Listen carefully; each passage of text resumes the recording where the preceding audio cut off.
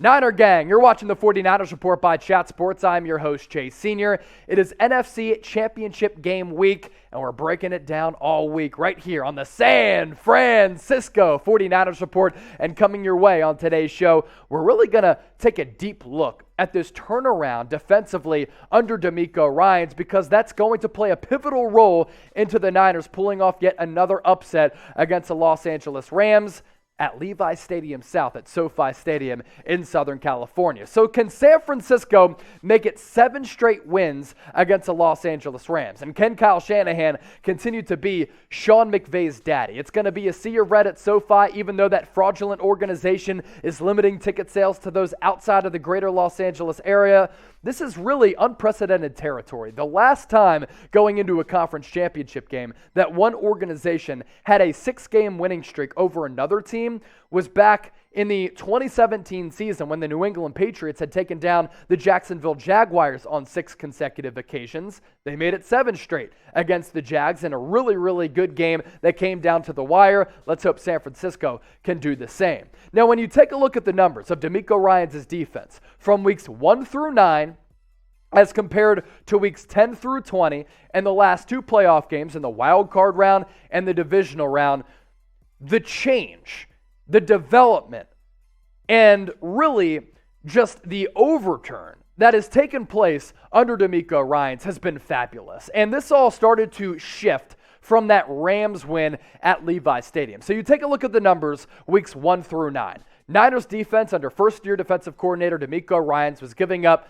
25-plus points per game, total yards per game 338, passing yards per game 206.5, rushing yards per game 131.5. In today's NFL, that ain't good. They only were able to force 5 turnovers during that span as well. But from weeks 10 through 20, the turnaround has been absolutely fantastic. Points per game down from 25 to 17. Yards per game down from 338 to 285. Passing yards per game has gone up a half yard, but that's no big deal. Really, the key number here, rushing yards per game. They were getting gashed in the ground game, but that's dipped significantly from 131.5 to 77, and the turnovers have gone up from 5 to 17. They've also gotten a bunch of pressure on the quarterback, which we'll show you here in just a little while, but DeMeco Ryans, his stock has continued to soar during this head coaching carousel. He already interviewed for the Minnesota Vikings vacancy.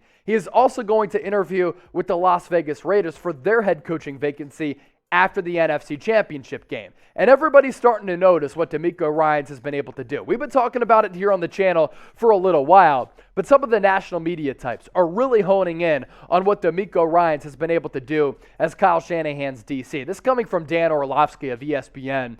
The defensive minds being interviewed for head coaching roles are awesome. Brian Flores, Raheem Morris, Leslie Frazier, as well as Dan Quinn. But if you haven't watched the last 3 months of the 49ers tape, or even the last 2 weeks, and you don't interview DeMeco Ryans, you aren't interviewing the best option. DeMeco Ryans is dominating.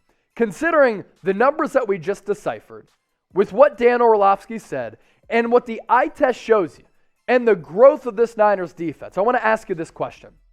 What is your level of confidence in the Niners defense against the Los Angeles Rams come Sunday in the NFC Championship game? Scale it for me from 1 to 10. We saw them get gashed on that first drive against Green Bay. They didn't play well early in that game against Los Angeles, but the adjustments in-game and throughout the year have been fabulous. That's why DeMeco Ryans is killing the game. Now, my biggest key for the San Francisco defense in this NFC Championship game bout, an NFC West rivalry game, it's getting home and getting pressure on Matthew Stafford with only 4 down linemen. And that's been a part of the big recipe for success for this Niners defense since that turnaround from Week 10 on. It's their ability with that weak back end, which is really, really improved, by the way, to get consistent pressure on the quarterback by only rushing 4, not having to blitz. And the Niners have certainly been getting after the quarterback for a long while. Let's look at these numbers. 10 sacks the last 2 games against Dak Prescott as well as Aaron Rodgers. The Niners have 8 straight games with 3+ sacks, which is a really extraordinary figure. They're able to pressure Aaron Rodgers 18 times on 29 passing attempts. They did the same against Dak Prescott, 25 pressures on 52 dropbacks. And in 2 games against this Niners defense, Matthew Stafford has been under siege, sacked 7 times, including 5 in Week 18. Arik Armstead has been a big part of that. And ever since he moved from the edge to the interior, he's been a game changer and a game wrecker for DeMeco Ryans. Over the last 5 games, he's among the NFL's best. 27 tackles, 6.5 sacks, and 12 quarterback pressures. Where does he rank? Top 5 in all of these categories. And it really goes to show you just how good Arik Armstead has been for this Niners defense. And really, that's a credit to DeMeco Ryans for identifying, okay, Arik Armstead as an edge rusher, it's not really working out. Let's move him to the interior. And with that, they've been able to exploit a bunch of mismatches. And he's been able to take advantage of that using his quickness as an interior pass rusher and against the run to take advantage against some of those slow guards and slow centers. And I love that positional versatility. You line them up on the edge when you need to. You put them on the interior. You can do that as well. Arik Armstead has really been leading the charge for this Niners defense. And the switch to defensive tackle has been brilliant. And DeMeco Ryans deserves a lot of credit for that. And all those figures that we just showed you during that time frame over the last 5 games, it has led the NFL. And this is a defensive line that's been able to wreak havoc. And if they can wreak havoc, if they can breathe down the neck of Matthew Stafford and have him under pressure throughout that game, it's going to get the crowd ratcheted up, which I will believe will be a sea of red, the takeover at SoFi Stadium. And if San Francisco and that defensive line can wreak havoc against the Rams, I think it's simple. I think they win the football game. Because if Stafford has time to throw against any defense out there, he's one of the top arm talents and top quarterbacks in the NFL. But like any quarterback who gets pressured a lot, if you put them under pressure, they're not the same guy. We saw it happen with Stafford in Week 18. He wasn't able to handle that pressure. We saw it happen in the wild card round against Dak Prescott when he didn't have time to really pick apart the defense. And we saw it once again with Aaron Rodgers. And that has been a part of the equation for why San Francisco has been so dominant during this really impressive stretch over the last 11 games in which they have gone 9-2 during that span. That's the Arik Armstead stats, DeMeco, producer Marsh, which has been big for DeMeco Ryans. So tackles first, sacks second, and pressures third. So it kind of goes to show you just how good Arik Armstead has been during that time frame for San Francisco. So Arik Armstead, Nick Bosa, DJ Jones, Arden Key, even Samson Ebukam, Jordan Willis. Really, all of these guys have been tremendous. And I love the team-building philosophy of how San Francisco's gone about this. When you don't have to pay big money to your secondary and you can load up on the defensive line with some marquee players, but also have rotational pieces like San Francisco has, man, your defense really is able to ratchet it up and take that game to the next level. With this game on Sunday, what I want you to do next, I want you to predict the score. I've asked you for your score predictions all throughout the week. I want you to get more precise. I want you to predict the score between the Niners and Rams on Sunday and get those score predictions in the comment section down below. If you want to bet on this game, you can do so thanks to our sportsbook partner, BetUS. All year, they've been offering a 125% deposit bonus. All you got to do, head to chatsports.com/49bet, enter the promo code Niners125. Let's say you put in $100 automatically. By using that link in that promo code, you get $125 back. Rams are 3.5-point favorites going into this game. The over-under has kind of fluctuated all throughout the week. Kickoff is going to be at 6:30 p.m. Eastern at SoFi Stadium in Inglewood, California. Over-under is set at 46.5. So going to be a really fascinating matchup. And I think San Francisco can win this game if they're able to generate a consistent pass rush on Matthew Stafford. That was big in that comeback effort against the Rams, coming back from 17-0. It's been big during this 9-2 streak for San Francisco.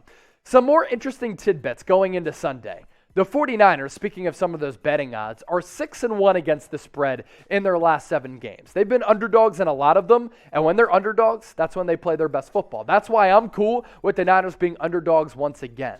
And the series of 6s is pretty wild for the Niners. So if they win the Super Bowl this year, that will be their 6th Super Bowl championship, that will tie them with the New England Patriots and Pittsburgh Steelers for the most Lombardi trophies in the history of the NFL. It would also be, if they beat the Rams, their 6th consecutive win, and they would make it as a 6th seed. The stars are aligning. This is a team of destiny. Let's hope that continues going in to the NFC Championship game. As for the history between the Niners and the Rams, last 6, this is a rivalry that has been one-sided. Beat LA. Beat LA. Well, San Francisco has beaten LA, and they've beaten them badly in a lot of these games as Kyle Shanahan has owned Sean McVay. Last 6 games, all owners in the win column for the Niners. 9th, Week 18, 27-24 win in overtime. The 15th of November, 31-10 win to really turn around the Niners season. Dominant effort in primetime. The 29th of 2020, 23-20 win for the Niners when they were really shorthanded, by the way. And then the 18th of 2020, December of 2019, and October of 2019. All wins for the Niners, 26-16, 34-31, and 20-7. A lot of these games have been close. Some of them have been blowouts. The results have remained the same. It's been a one-sided San Francisco rivalry. Now, Aaron Donald, of course, is a generational talent, and the 49ers are really going to have to hone in on him not wrecking this game. And if Trent Williams can't go, I can guarantee you they're probably going to interchange him between the interior and on the edge alongside Von Miller. But against the Niners this year, Aaron Donald has been kept under wraps. Daniel Brunskill has had his number. Aaron Donald, one of the best defensive players that we have ever seen, has been held silent. 0 sacks against San Francisco this year, only 3 pressures in 2 games, and 1 quarterback hit. So that, combined with the fact that San Francisco's defensive line has the ability to take over games, all trends in a nice direction for San Francisco. Lastly, the crowd is going to be able to play a factor. Los Angeles, they've been limiting ticket sales to those outside the greater Los Angeles area. I don't think it's going to matter. Now, Ticketmaster originally had a restriction for those who could buy tickets. That is no longer a problem. I've also heard a lot of people say that PayPal, if you make your purchase there, they're not asking you for your address or your location services. There is going to be a sea of red at SoFi Stadium on Sunday, and the crowd is going to be on the favor for San Francisco. So when I talk about the stars aligning, this being a run of destiny and a team of destiny, this is what I'm talking about. You get to go to SoFi Stadium, the site of the NFC Championship game, where there is going to be a bunch of the faithful on hand. Love to see it. And you can get a home field advantage on the road as a 6th seed against the Rams. Man, that is absolutely awesome. A couple more notes to get to during this segment. San Francisco, there's talk of them being not just America's team, but the worldwide team. Like, I'm talking the worldwide favorite NFL team. I say that tongue-in-cheek, a little bit of sarcasm, but the TV ratings have been wild. How about this? 49ers Cowboys in the NFL wildcard round drew 41.5 million viewers. 49ers Packers drew 37 million. That's the most watched television show on a Saturday night in 28 years, going back to the 1994 Winter Olympics, when people actually cared about the Olympic Games. Are the Niners the real America's team? People are talking. And these television ratings on Sunday, going to be crazy as well. We'll be doing a watch party for it here on the channel. Not only have the television ratings been insane, our ratings here at Chat Sports have been wild. And I mean wild. You take a look at the channel, the views have been popping off. We've gained a bunch of new subscribers. And during our watch party last week against the Packers, well over 100,000 viewers. Subscribe and join us. The kickoff is set for 6:30 p.m. Eastern, 3:30 p.m. Pacific. We'll be doing another 30-minute post-game show come Sunday.